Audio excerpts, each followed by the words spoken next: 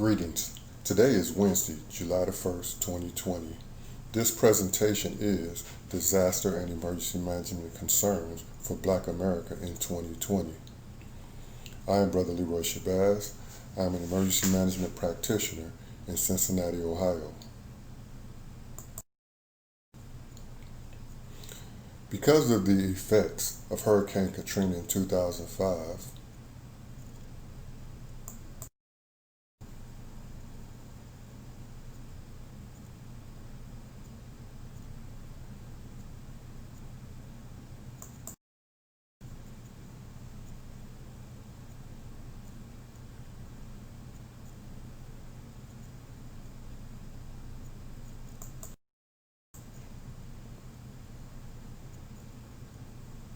and because of the effects of the Haiti earthquake in 2010,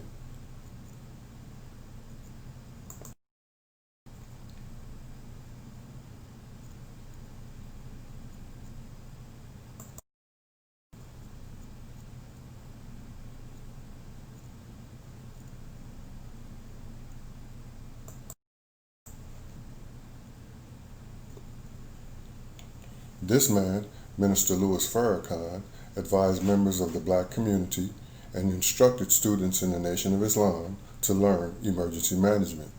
In 2010, he spoke about bigger problems coming to America that would eventually devastate the black population and the nation.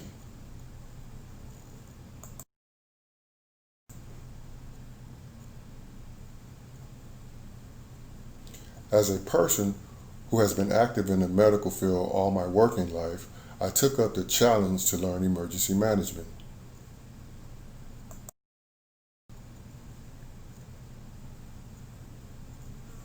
The most effective program that I found, from what the Federal Emergency Management Agency and the Department of Homeland Security recognized, was CERT, Community Emergency Response Team. CERT, Community Emergency Response Team, is a program that will absolutely make the difference between life and death for millions of black people in America.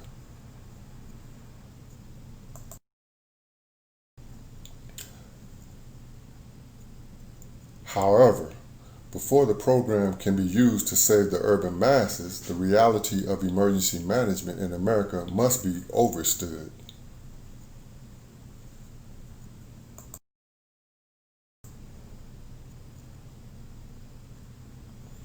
Emergency management is a managerial function that minimizes your vulnerability to major problems or hazards. Emergency management increases your safety and your welfare by being proactive and allowing for evolving networks to defend against threats and hazards. As an emergency management practitioner in 2020, I submit my lesson that a mathematically significant portion of America's black population has failed to appreciate, failed to learn, and clearly failed to initiate emergency management awareness. In reality, what the black community may have learned is a need for disaster preparedness. Although make a kit, have a plan, be informed is very important, this is not the vitally needed emergency management awareness. If you look at this slide where it says, what do you need for an impact of 3 days or consider 2 weeks? The reason behind the 3 days is because the Red Cross has an agreement with the United States government to help feed and shelter a population within 72 hours or 3 days of an incident. However, if the situation is not safe, the response can be delayed. I know this as an emergency management practitioner who understands how the National Incident Management System works. The reason behind the 2 weeks is because it has been estimated that it would take the military 2 weeks to restore order after being deployed to a specific area. I know this as an emergency management practitioner because I understand how the National Incident Management System works. Since you don't know what happens as an emergency management practitioner after 2 weeks or a month of an event, I need to introduce you to FEMA's online course, Community Emergency Response Team. This is the best that can be offered for now to get the black population functionally connected to the emergency management structure.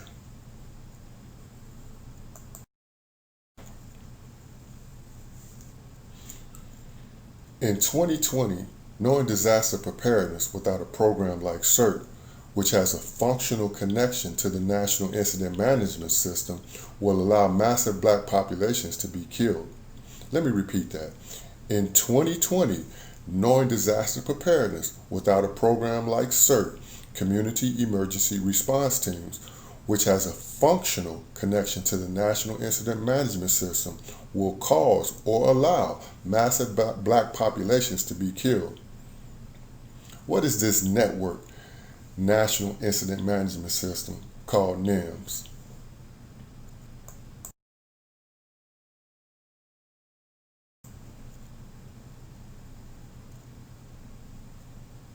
NIMS, National Incident Management System, represents a core set of doctrines, concepts, principles, terminology, and organizational processes that enables effective, efficient, and collaborative incident management. The simple example would be this. What does the police department do and what does the fire department do? You probably would say that the police deal with crime and safety issues and that the fire department deals with fires and safety related issues. And you would be right. Within the National Incident Management System, the police and the fire department handle incidents. They do the IM in NIMS, National Incident Management. They do incident response. That's what they do.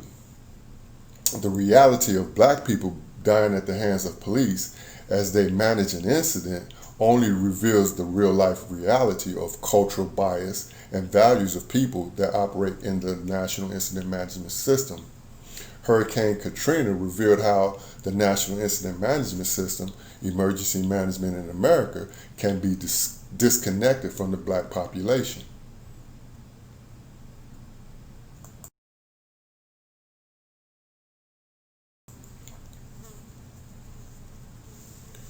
In the National Incident Management System, response grows or shrinks. It scales up or scales down according to what's needed.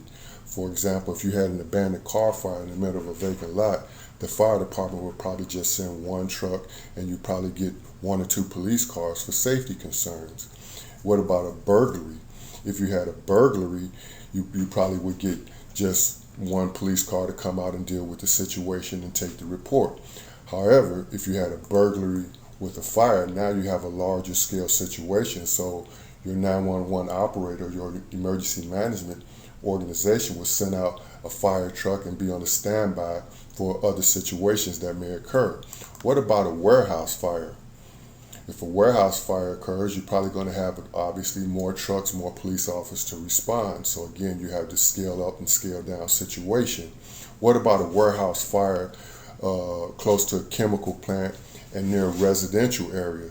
At that point, there's a serious scale up of activity. You're going to have your first responders, and then behind the scenes, you're going to have organizations and groups that are actually consulting and sending out specialists or whatever is needed, or making arrangements to move people from the residential area to different locations. So again, NIMS, the response scales up or shrinks down depending on what's needed. Of course, you can look at a quiet protest and see what will happen, or a protest with looting and see how that would take effect. And in reality, the COVID-19 is also being handled through the National Incident Management System. That's a whole different reality to talk about. Who's really in charge? I just introduced you to this group right here, the Multi-Agency Coordination Group. This is very important to know about because these are people behind the scenes, and they're significant to the final outcome of an incident or disaster.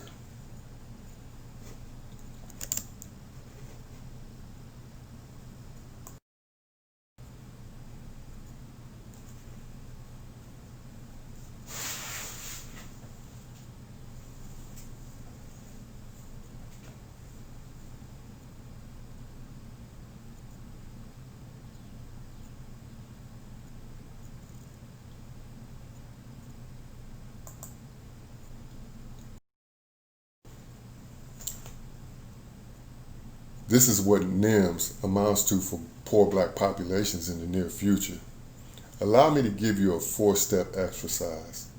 Number 1, go to the website FEMAP.NEWS,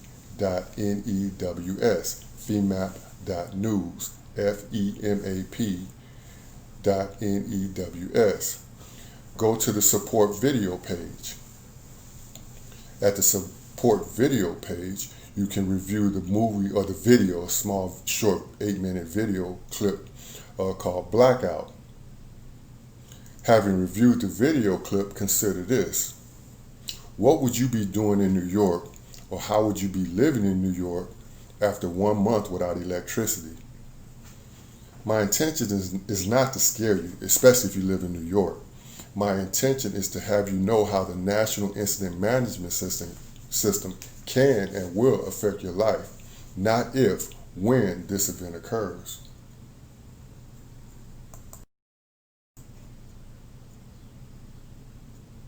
Emergency management in America is the NIMS, the National Incident Management System.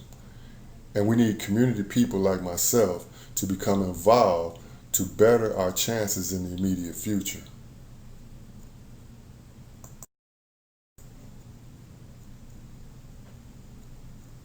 As an emergency management practitioner, I have a comprehensive awareness of the National Incident Management System. For example, in this National Preparedness Goal Manual, the term security refers to the protection of the nation and its people, vital interests, and way of life. Way of life refers to America's cultural normality. Good or bad, the American cultural normality is being challenged by a dissatisfied black population and by extremely wealthy elites. Both these conditions pose a major threat that is being or will be dealt with.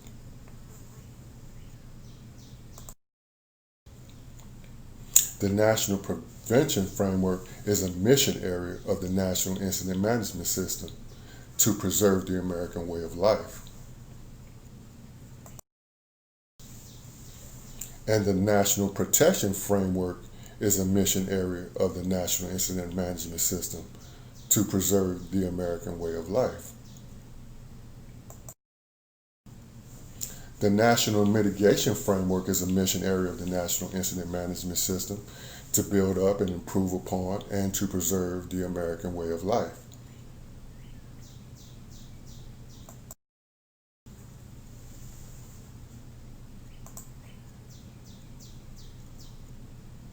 And the National Response Framework is the fully functional COVID-19 inspired primary mission area of the National Incident Management System to preserve the American way of life. In the near future, national level situations are expected to occur that will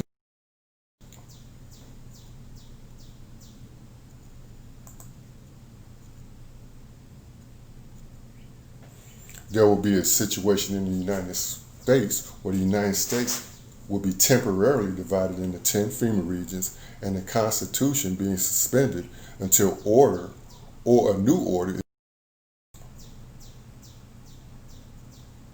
Regions within regions will not equal normal government when this regional control is fully instituted from, let's say, COVID-21 or a massive civil unrest event or the imminent power grid failure that may likely occur this winter.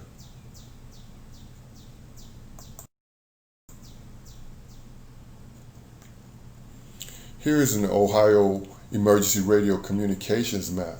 This map shows how well emergency management communication capacity has been instituted from years of organizational development. At face value, this organizational capacity looks great. But when you have a population of people that are not connected and not meant to be protected by such a well-established emergency communications network, there will be problems.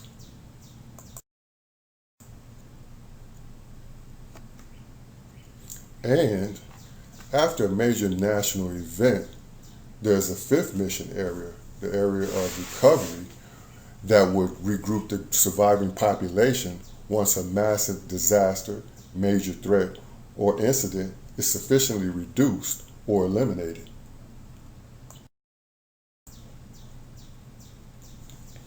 Comprehension of information like this is knowing about NIMS. As an experienced and enlightened emergency management practitioner in 2020, I want to clearly express that NIMS, the National Incident Management System, is not an all-inclusive reality. NIMS means different things for different emergency management participants.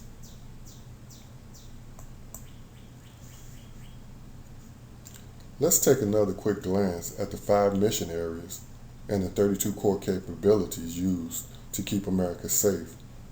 Remember what we said about security? Security refers to the protection of the nation and its people, vital interests and way of life. Here are the 32 core capabilities that bolster the ability of the 5 mission areas to keep America safe. If there was, for example, a terrorist threat, the standard operating procedures of just basic planning, public information and warning, operational coordination, these core capabilities would thwart the basic problems. If there was a real major threat, of course, you would have your 3-letter organizations like your FBI and whoever else that would deal with information and intelligence sharing, and then they would deal with being able to screen and search and do things like that to really get down to the problem of chasing down what the problem would be. In a situation where, for example, I went to the Hamilton County Emergency Management Agency to learn about CERT, to deal with disaster preparedness and emergency management as instructed, then I came to deal with the mission area of mitigation. I wanted to keep my community resilient. I wanted to deal with long-term vulnerability reduction from my community, in my community. However, when I went to the Hamilton County Emergency Management Agency, I was told by the man that came out that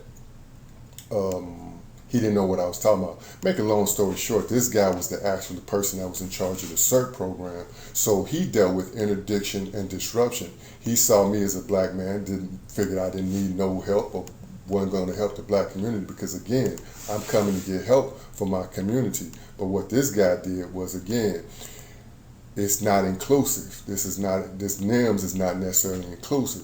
So instead of welcoming me in and helping me understand about CERT, he sent me on a wild goose chase. I'm not going to go on about that, but I'm just letting you know that this situation is not very, very friendly. And if you actually get involved with CERT, you may find problems in your area or where you're at, and we'll deal with that as the time comes and through communication.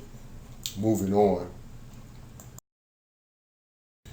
It's important for you to know that in 2017, the National Incident Management System was changed. And in my opinion, the change was absolutely not for the better. Again, as I just said in the last point, when I went in 2010, I was not received very well. The 2017 change is much worse. So, let me say this. If a street police officer can get away with causing death to one unsuspecting person, what should we expect from the higher level capacity of similar thinking people or groups that pose the capacity, that possess the capacity to relocate a population for public health reasons, or as well as the capacity to feed or starve an isolated population?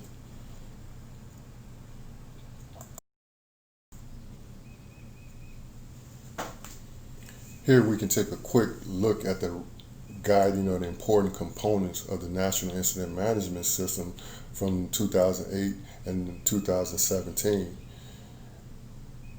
If we look at preparedness and response, those are very significant changes. That's a very significant change of priorities. Communication and information management has always been about people being on the same page. But communication and information management in 2017 with this situation called the Joint Information System is more about control of opinion, control of public opinion. The 2017 NIMS clarifies that whoever is in command with coordination capabilities decides who accesses resources, as opposed to knowing about where resources are and having communication with the command authority. You know, these changes may be cool. However, if you have a population that's not really connected to this system, you have potential problems.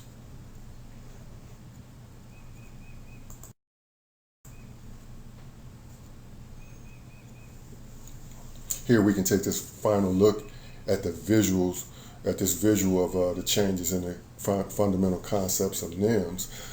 We see that in 2017 there was the concept added of unity of effort. And my question is, unity of effort to do what? Because in 2017 we had a very functional, by 2017 we had a very functional CERT team, community emergency response team. We had location, we had training area, we had developed relationship with community council. We were working with the Cincinnati Metropolitan Housing. We had chickens and bees because we were working with agricultural resources in order to work with youth. We were a strong organization, and the fire department called us and said we were no longer sponsored by the fire department. So again, the 2017 change was a negative situation.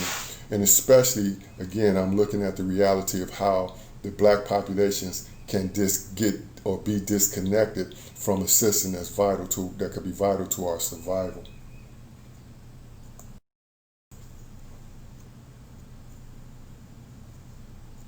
As I have said during this presentation, I have been active as an emergency management practitioner since 2010.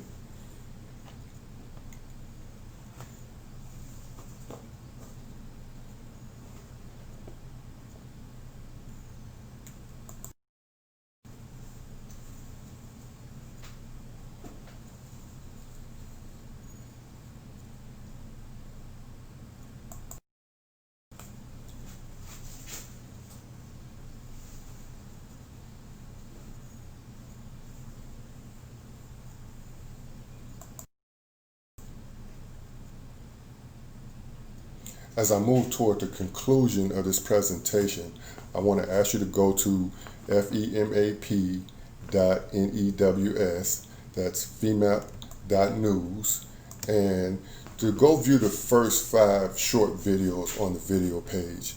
That will allow you to begin to investigate for yourself if the black populations, especially massive urban populations and the isolated poor communities, have been predispositioned for slaughter.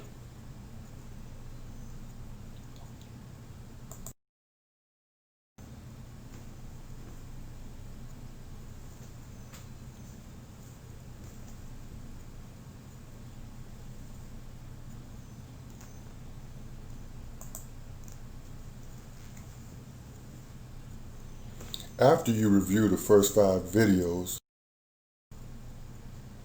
you may also go to cecert.org, cecert.org, cecert.org, to find a link to the online course, as well as you can view other information about CERT, or the Community Emergency Response Team, from links on that site. As a matter of fact, if you were to actually tap this logo right here, that will give you a nice video about what CERT is about. It's a short video about what the basic training is about. And also up here, these are links to FEMA's site, as well as you can actually find if there's a CERT team near you.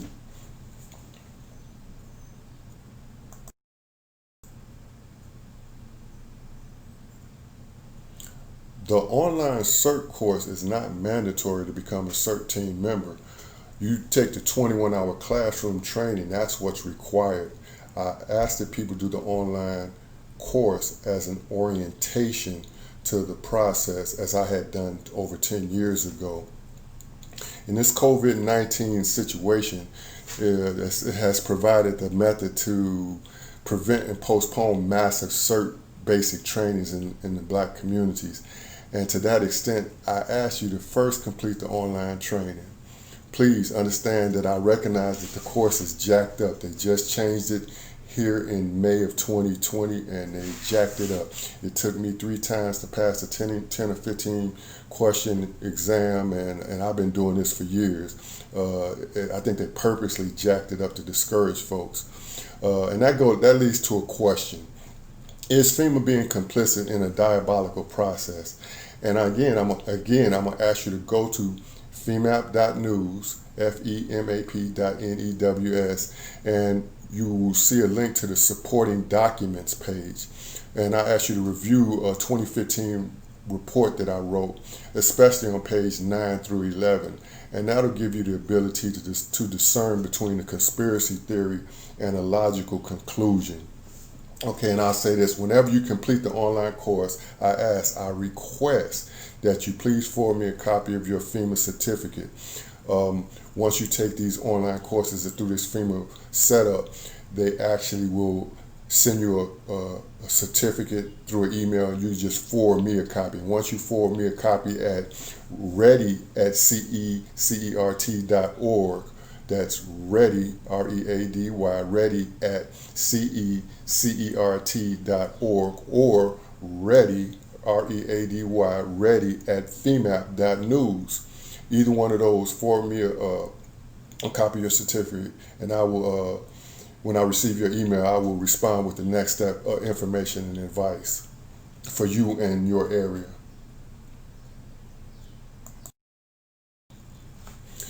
This is what the original online course consisted of years ago when I took that online course. And it's the actual same curriculum that was part of the 21-hour training. And this is the 21-hour training, components of the 21-hour training. And you would learn these components in 3 or 4 hour class sessions with hands-on activity. Again, the FEMAP.news site has other resources and information that you may explore, and I hope to extend to you the relevance of that information in narratives or future presentations like this. In conclusion,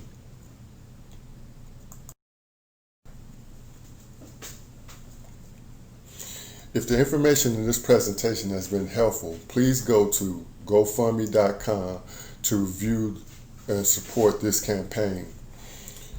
This is the Federal Emergency Minority Advisory Program. This is a campaign that I'm getting out so that I can actually raise money and do this stuff full time. If this information has been clearly helpful and you want me to get more specific presentations on what to do now, please support GoFundMe.com/FEMAP. Again, you can view the full campaign at GoFundMe.com/FEMAP.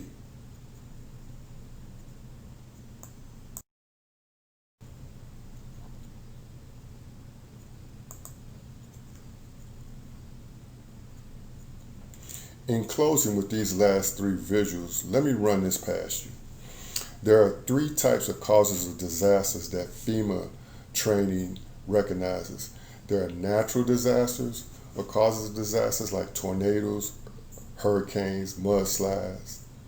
There are technological disasters like a chemical plant explosion or oil refinery or a leak or a train derailment. And there are intentional disasters.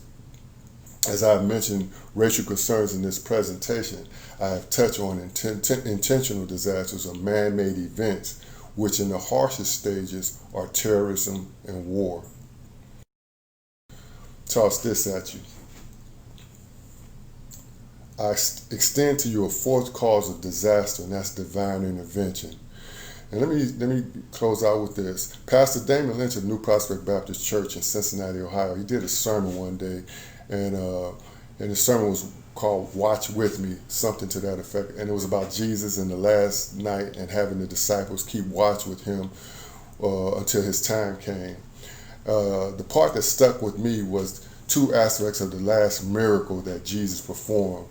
The last miracle that Jesus performed was the healing of an ear that was cut off, and that was done by one of the disciples. The 2 things that stand out to me is, number 1, Jesus wasn't rolling with no punks. And number 2, for whatever reason, Jesus thought enough to give back to Malchus, and that was the guy. His name was Malchus, who got his ear cut off. And Malchus means king, but he was a servant of the actual leader that organized the plot to kill Jesus at that. So again, Jesus' last miracle, he thought enough to give back to Malchus the ability to hear. And on that note, my last slide. Again, on that note, I will end with this call to black leadership, the kings and queens over the communities and populations of black people. While you still have ears to hear with, know that on the July the 4th, 2020, this coming Saturday, Minister Louis Farrakhan will speak. Please plan to hear this message to consider his advice to make sound decisions about disaster and emergency management concerns that you may have regarding the future. If you're familiar with the minister, before the 4th, if you have the opportunity, I suggest that you go to YouTube and look up a lecture that he did in 2017. The title of the lecture is called Separation or Death. The Nation of Islam has an uploaded version of that lecture. And matter of fact, you can go 50 minutes into it and avoid all the pre-speakers and all of that and go straight to what the minister's lecture is. So I thank you for listening to this presentation. Again, if you want to help me, please go to GoFundMe.com, the Federal Emergency Minority Advisory Program at GoFundMe.com/FEMAP, and extend to me some support, and I can get to doing this full time and be really more active in the communities throughout the nation to get this disaster preparedness ability and emergency management connection accomplished. Thank you very much for listening to this presentation. Peace to you and yours.